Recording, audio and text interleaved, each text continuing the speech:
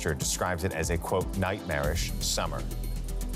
Also coming up, 2 Afghan provincial capitals fall to the Taliban in less than 24 hours. Militants have been rapidly gaining ground since U.S.-led forces started their withdrawal from the country.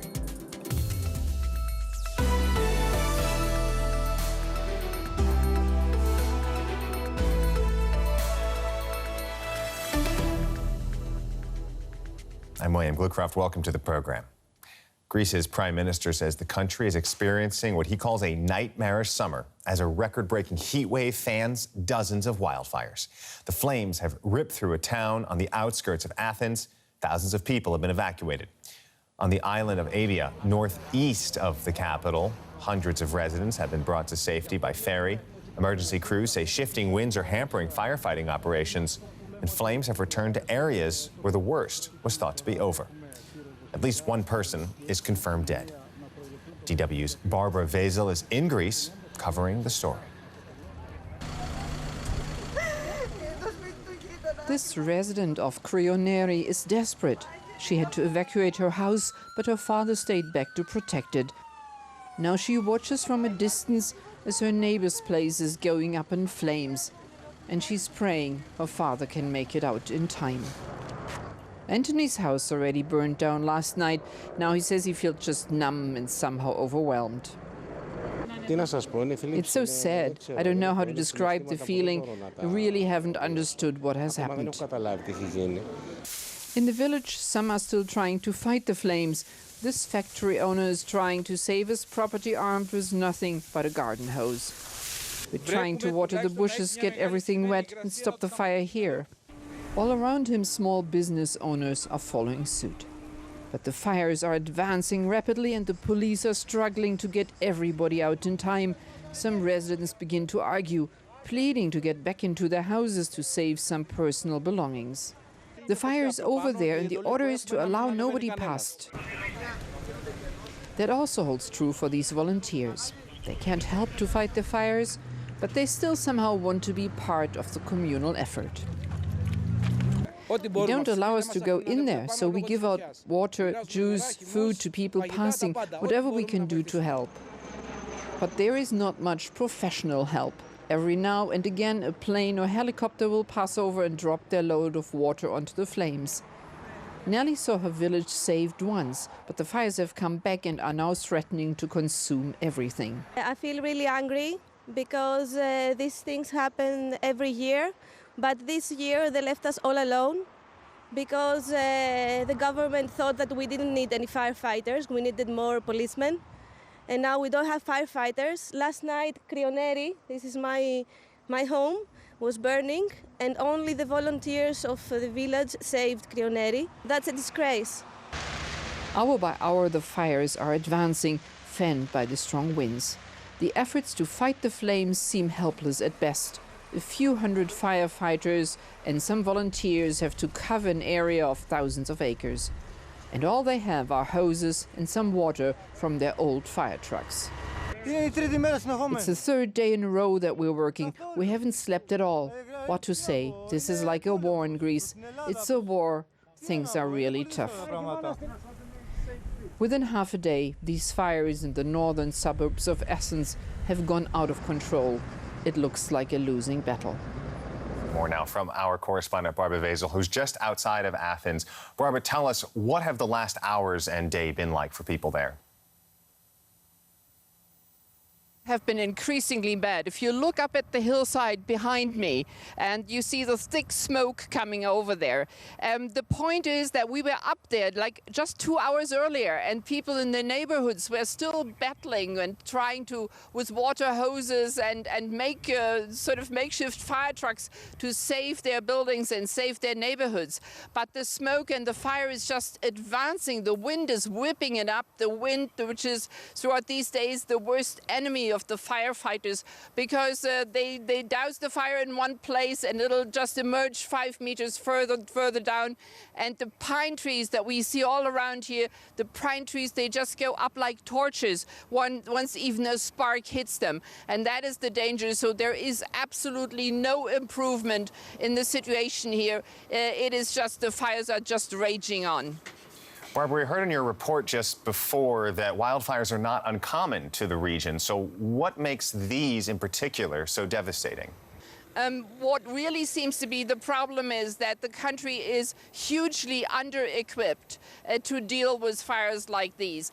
Greece burns every summer. That has been something that's been habitual, that has happened time and time again. But this is so much worse than ever. It is much hotter. We have temperatures that come up to 40 degrees during the day. Plus the fires create their own microclimate. The fires sort of whip up the heat, and the fires sort of throw up even more wind and fan their own advancement of the flames. So it is sort of like a really vicious circle that we're observing here. And there seems to be nothing that the authorities have to sort of throw against it. Far too few planes throwing water onto the flames, far too few helicopters, old and ancient-looking fire trucks, not enough firemen. Lots of volunteers out there. They're doing their best, but they're just ill-equipped to really withstand these flames there and to really do something against them. You would need a huge professional force to sort of hem in this devastation that we're again seeing on this hillside behind us. And there is just simply nothing. All right, Barbara Vaisel on the line for us despite some technical difficulties. Thanks very much for reporting for us there. A second Afghan provincial capital has fallen to the Taliban as the militant group capitalizes on the withdrawal of U.S.-led forces. Officials in the city of Shebagan say it has fallen to the Taliban just a day after the militants took control of the city of Zaranj. They are major symbolic victories for the group. The Taliban has rapidly advanced in recent weeks, often facing limited resistance from Afghan forces. Let's get more now from Kabul with the journalist Frans Marti. Frans, thanks so much for joining us. So far, the Taliban has not been very successful at taking populated areas. Now it seems like they've done at least that to some extent. What's changed that's led to the fall of these two provincial cities? It is not completely unprecedented. The Taliban have already back in 2015 temporarily taken over cities, but not often, and usually it was just for a short period of time. Now, given that in the past month they have conquered much of the countryside, the conquest of the cities that we are now seeing are expected to be more permanent, at least in some examples, like in Zaranj, where resistance was poor. In Shebagan, the situation might play out differently. Shebagan is the native place of Abdurrashid Dostum, Afghan politician and former warlord with private militia and a long history of anti-Taliban activities. And therefore, it is expected that he and his men will, in the coming hours and days, stage a counter-operation. In other cities like Lashkargah, the government, the army has also heavily resisted. So it really depends on the place. Right, so zoom out for us. How do the Afghan government and their security forces stack up against Taliban advances across the country? They seem to be, to some extent, overwhelmed during the past month, which was mostly due to the psychological effect of international forces retreating, withdrawing, because like soberly viewed, international forces didn't do much during the past year, but this sense of abandonment has then led to collapse first of rural districts, and now we see also that cities get threatened. On the other hand, the city of Herat put up stiff resistance.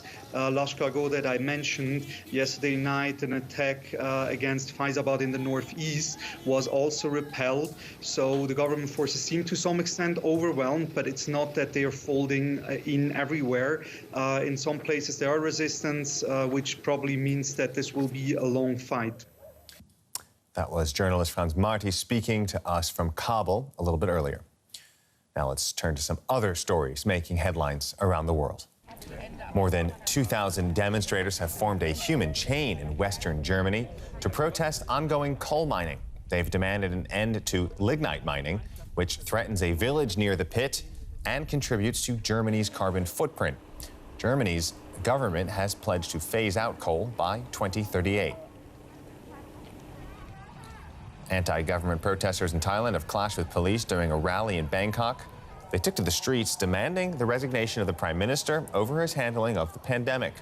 Growing frustration over restrictions and a slow vaccine rollout has led to several protests in recent weeks. A giant floating violin called the Violin of Noah has had its first outing on the lagoon in Venice. The 12-meter-long raft has been built as a tribute to people who have died from COVID-19. Protesters in Paris have taken to the streets for a fourth consecutive weekend in opposition to a special health pass. They say it restricts their personal freedom. The document requires people to be fully vaccinated against COVID-19 or show a negative test to enter certain venues. Starting on Monday, the pass will be required in France to access cafes, restaurants, and long-distance travel. It's already mandatory for cultural and recreational facilities. Let's get more on the situation there from our DW correspondent Lisa Lewis there in Paris. Lisa, what exactly is happening in Paris right now? Well, right now there are about 150 demonstrations in cities across France, 4 of them happening here in Paris alone. Thousands of people marching through the capital opposed to these measures you just mentioned, the so-called health pass that will give you access with vaccination or the proof that you're not COVID positive to certain venues from Monday on. Now, for the time being, people are still marching. There are no major clashes, at least we're hearing no reports of that. But everybody is watching the situation very closely, obviously. And what more can you tell us about the French public's general feelings about these health passes? Are they with the government or against them on this? Well, the latest poll shows that about 37% of the French support or understand the demonstrators. That is quite a large share. However, it's not the majority. 60% of the French are in favor of compulsory vaccination, and most of the French are also in favor of that so-called health pass. So whereas lots of people do understand that these demonstrators obviously have the right to turn out to the streets and demonstrate against the health policy by the government, they don't support them, not the majority of them. So they may be a minority, these protesters, the views that they're expressing, but do they still pose any kind of threat to President Emmanuel Macron and his agenda? Well, in any case, the government will be watching the protests very closely. The great threat is that these demonstrations that have been going on for 4 weeks now will keep on going on throughout August and then in September, or maybe actually gain more support in September. And that could overshadow what Emmanuel Macron, the president, was planning as a moment where he could maybe talk about his agenda for the next general elections that are planned for April 2022, where he wants to run again, obviously. But if everybody is concentrating on these demonstrations and the protests against his health policy, then it's going to be very difficult to talk about other subjects and to convince voters to vote for him again. That's at least what the government is fearing right now. Lisa Lewis, our correspondent there in Paris for us. Thanks very much. And let's turn to Tokyo now, the Olympics, where India picked up their first ever athletics gold medal as Neeraj Chopra won the men's javelin throw. Chopra led from his first effort, but recorded a bigger throw of 87.58 meters on his second try. That sealed the victory. World #1 and pre-tournament favorite Johannes Vetter of Germany failed to make the top 8. In the women's high jump, Maria Lasitskina won the Russia team's first athletic gold medal at this year's Games. The 3-time world champion posted a winning height of 2.04 meters, and silver went to Nicola McDermott of Australia, who cleared 2.02 meters to claim a national record. Team USA have defended their title in the men's basketball final. They beat France 87-82 in the gold medal match. It's the 4th Summer Olympics in a row that the U.S. have won the competition. Kevin Durant led the way for his country, scoring 29 points. You're watching DW News live from Berlin. Up next, it's Sports Life, taking an unusual look at a German phenomenon that brings fans of rival football teams together. It's after a quick break. I'm William Bluecroft. We'll have more news at the top of the hour. For now, thanks very much for watching.